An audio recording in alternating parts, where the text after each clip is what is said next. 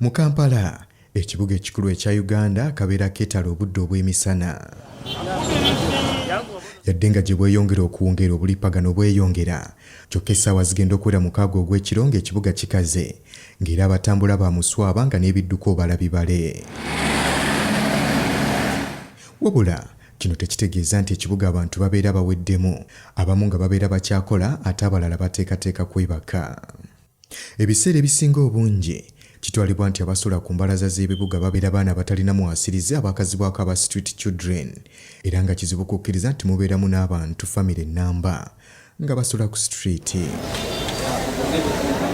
Ku Lwokubiri ng'essaawa zoolekera okuwera 6 mu masekkati g'ekiro, tugwa ku mukyala ey'akanyuka egigye era nga mu byokunywa mwajja ekigulira Magala eddiba. Nansuubuga Stella awezezza emyaka 5 ng'asula ku street n'abaana be, era ng'aweza egy'obukulu 40 nga nzaalwa y'ekamuli, era ng'ekamuli gye yafumbirwa yazaalayo abaana 6, wabula ng'ekyennaku Kabiiti we yafiira mu kabenje, era nga we yafiira yaleka Stella ng'ali lubuto lwa myezi 8. Kati mu kutuuka mu kuzaalwa ono omwana banongoosa mulongoosa. Kati mu kunongoosa ng'amaze ewiiki emu nga bansikamu wuzi.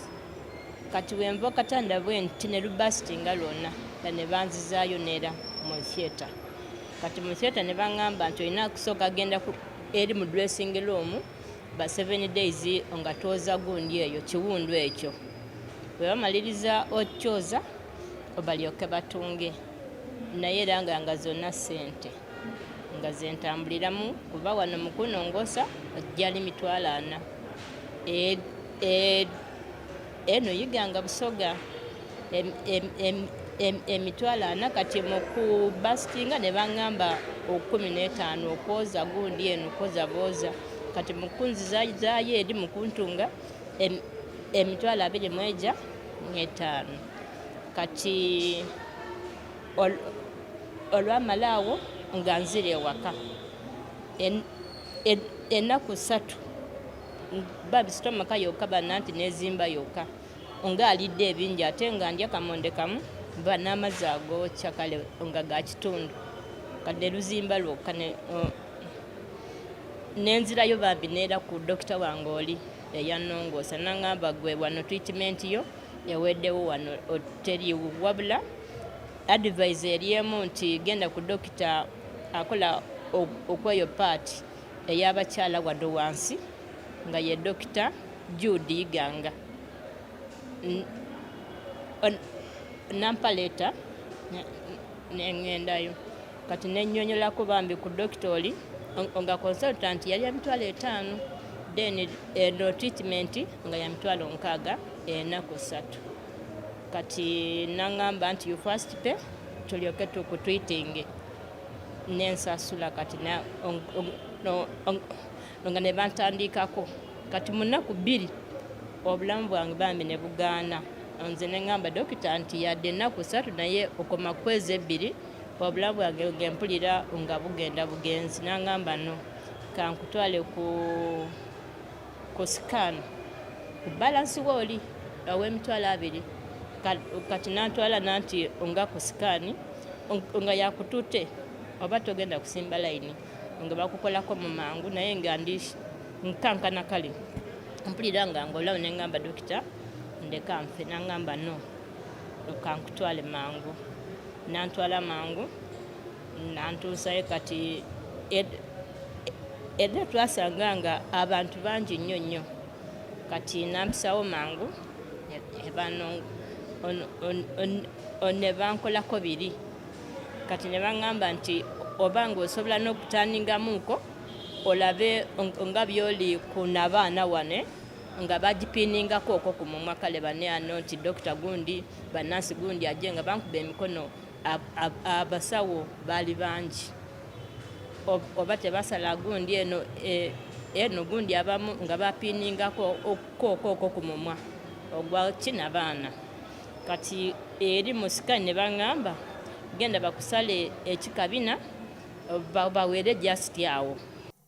Ekyokumusala ku butuliro ono yakigaana era n'asaba n'abaana bamumuggyemu. Ne baŋŋamba sorry okugisikawo okutwitinga awo weevudde oyinza omalawo nga 3/4.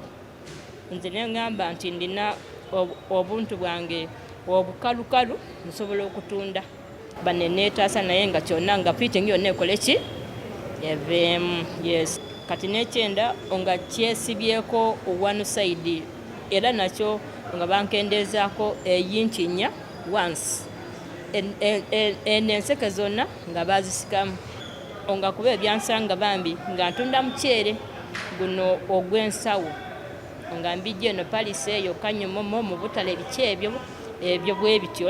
Ono yalwalira emyezi 8 kyokka nga ye maama era ye taata yadde yali ku ndiri. Kyokka nga amaze okuwona yatandika okupatikana n'omwana gwe baamulongoosaamu kuba oluvannyuma lw'emyezi 8 ono yali tannatandika kutuula olw'obuzibu bwe yalina ku mugongo. Nga tatuula yali nga aganya okola ki okutuula ng'obuzibu nga bwa spino. Kati neemuzaayo ewa dokitoli eyanongoosa nga nfunyemuuko okwo ku maanyi.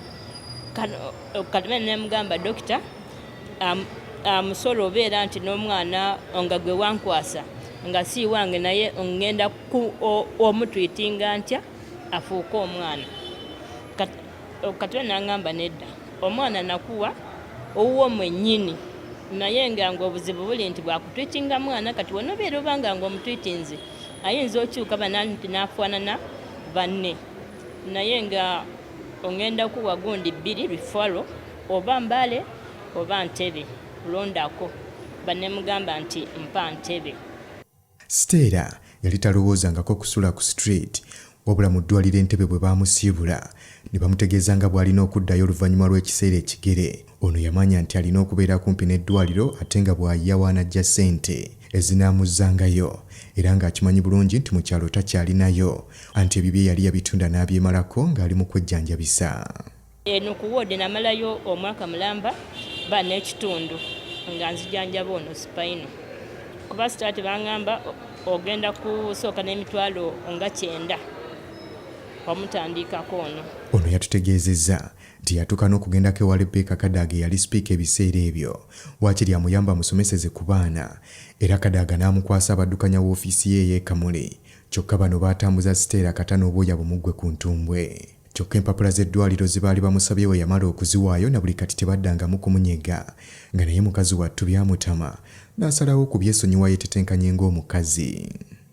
Nga be yankwasanga nga bakuza muno bakuza muli banengeti nga otayadde lwaki nga nina omwana ono ku woodi banengamba ebyo kambireke nze neneefightinga byange paka kati naafuuka nga bwali naye nga bamujjanjaba bambi ekisipino n'atereera mu mbeera nzeyo okwekamulakamula kale kati nembeera nga anwanyisa spino n'ebyo ebigere bambi nabijja eno behind ne babiza mu maaso kati yembeera eno gye ndi kutambuliramu ng'ekyali ekyange nganzi kyagendera mu bulwadde kati kwe kudda omweyo embeera nga bwe mwansanze.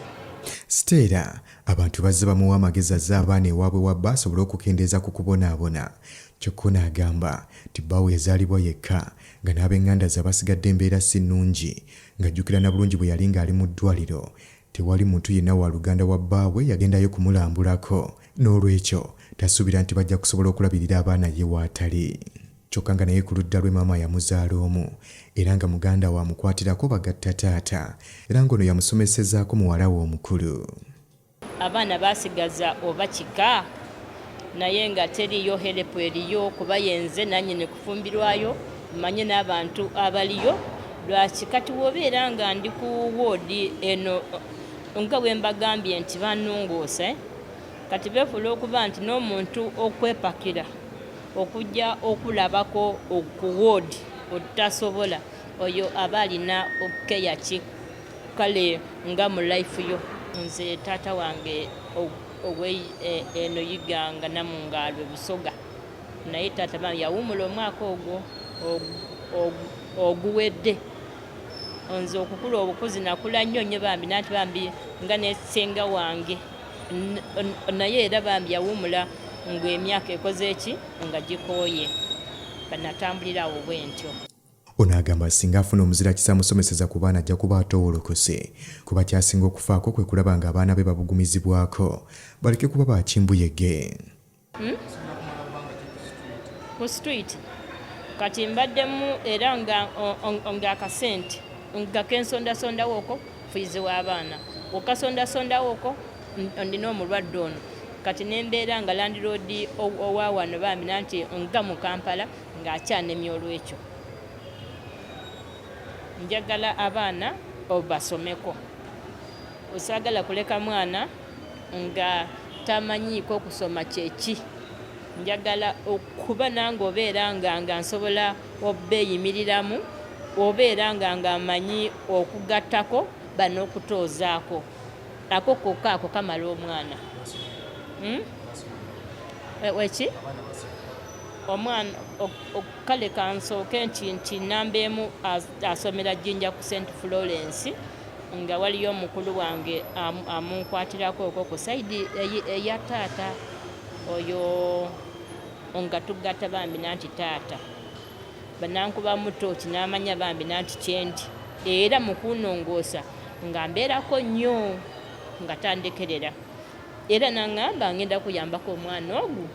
Banenfunayo okwo omwami omu yali just nga neighborhood naŋŋamba maama nange nzize mpaako omwana omu ku kyofu esinze kuba nange wali onyambyeko. Bananzijako ono bamuyita nga yekisambirani Kyakulu abeera Mbale ye nga yabadde naye kati banampa esimu naŋŋamba mami ngenda bweru kati nga nze mwennyini osigenda kubeerawo omwana abadde ng'amanyidde nze nsaba adde gy'oli. Kati era kati yenza agenda okola ki omutandikako guno omwaka ogenda okutandiika. Kati waliyo gaalo nga gwenzizaako ono ng'ekitongole kimu waliyo omukyala eyabantwalamu banaabanyonyolako mu mbeera eyo bane bansabayo omwana omu nga be bamusomesa abeera eri Sanje Nakirebe ng'abeera bambina nti na mu boardingi kati wa P3 kati nembeera nga ndimu abaana nga basi kale kati ngenda kubeeramu abaana 4 mbaddengamu baana 3 naye kati ngenda kuddamu abaana 4 kuba oweeri Mbale nga yavuddeyo. Stella agamba nti wakiri abatwala abaana bwe babula n'afuna kapito yasobola okumukozesa obulungi n'afuna wapangisa ngeno bwaweerera abaana be. Kati nensondasonda bino ebyokwetoololera muno ofunayo omutwalo kati nabano nga nakukutegeezezza nze enkwata ono oba nti nemuno omulala bo ne batuula awantu abafunyeewo ko omutwalo nga ngutereka nange bwentyo nga nzaagana amazzi era ne mbagamba nti timunkubemu utooki maama byali biki era mugumire awo mpola paka nga tujja kuwangula embeera bwentyo bwe ntambuza abantu bange ssebo. Mukadde kano ono obulamu abutetenkanya na kutunda soda n'amazzi mu taxi park n'ebitundu ebirala mu kibuga wabula ng'oluusi takola bulungi kuba tasobola kusindikagana n'abavubuka. Kyentunda nga kyenfunako kati g'amazzi bampeerako 5 nze ne ngatunda 1,000 soda 500 ne mutunda 2 Rihamu wa 800 naba ne mutunda 1,000 mfunako 2 bwe kityo bwe kitambula lokobomu wa 1,800 mutunda 2 ekyotunda kyekikusasula yes wofulumya nga tatunze era onyuka bugalo. Okwawukanako n'abalala Stella agamba nti yadde asula ku street abaana babalabirira okufuba okulaba nga bafaananako ng'abantu era ng'akira matulutulu asobole okusegulira ab'amaduuka ate naye okutandika okuyiiya olwo bwe buziba n'ayolekera ku mwala gw'e Nakivubo okwoza engoye. Ombadde ngamba nti singa ng'esobola ovaayo omuntu nga ayinza okunyambako okwo nga asuusaako okwo ku buyambi bw'embeera nsabye nakyo nga welcome. Enamba yange egy'essimu eri 07 00 37 63.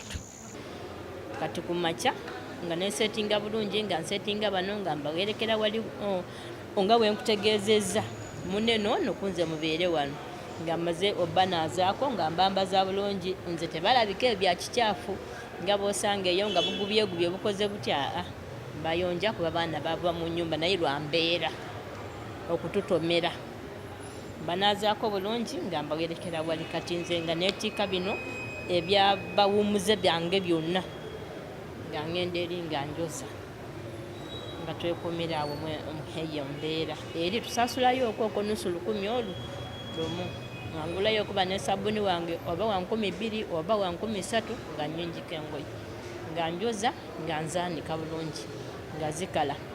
Ono tamanyi ddibwe lulikya ng'avudde ku streeti ng'alina wasuza abaana be era nga banyumirwa obulamu ng'abantu abasigadde. Wabula ng'ekisinga okumuluma be baana baayagala okubeera nga bagendako ku ssomero balabe ku mbaawo eziwera. Njagala abaana obasomeko. Osagala kuleka mwana nga tamanyiiko kusoma kyeki. Njagala okuba nange obeera nga nsobola obbeeyimiriramu obeera nga amanyi okugattako bano okutoozaako. Ako kokka ako kamala omwana.